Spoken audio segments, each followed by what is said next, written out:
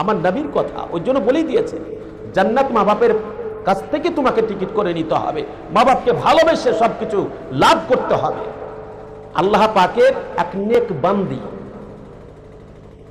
আর আল্লাহ পাকের নবী হযরতে মুসা কালিমুল্লাহ আলাইহিস সালাতু সালাম, আল্লাহর সাথে কথা হচ্ছে, আল্লাহ কাল কিয়ামতের মাঠে হাসরের ময়দানে তুমি আমাকে জান্নাতে দিবে? বলে হ্যাঁ, আমার সাথে কাউকে দিবে?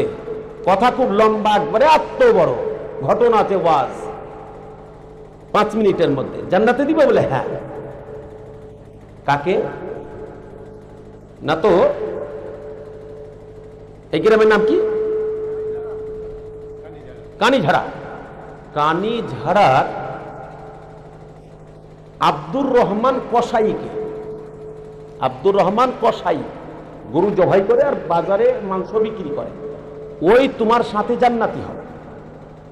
মুসা আলাইহিস সালাম বলছে আচ্ছা। মাওলানা সাবি থেকে গেল, মাওলানা ওয়াসিম থেকে গেল, হাজি সাহেব থেকে গেল, মাওলানা থেকে গেল, ওই মাওলানা ওই নামাজি ওই হাজি ওই গাজী সব থেকে গেল, আর কসাই যে গরু জবাই করে বিক্রি করে সে আমার সাথে জান্নাতি হবে? আল্লাহ যখন বলেছে নিশ্চয় কিছু কারণ আছে, তো কসাই কেন আমার সাথে জান্নাতি হবে?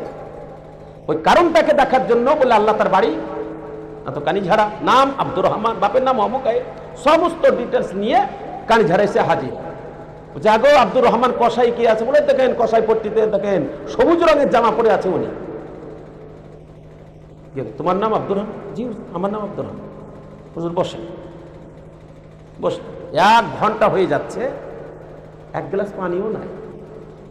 আজকে এখানে আসার আগে 3-4 জায়গায় ঢুকলাম, তো যেখানেই যেছি সেখানে হুজুর বড় বড় একবার প্লেট গো, খালি খাবার নাস্তা পানি। বলে আল্লাহ মৌলবি হয় ভালো, খেতে পাওয়া যাবে চুরুস করে। এলাম, এইবারে মানুষ এখন পর্যন্ত একটা বেদানা দেওয়া তো দূরের কথা, 1 গ্লাস পানিও দেয়নি।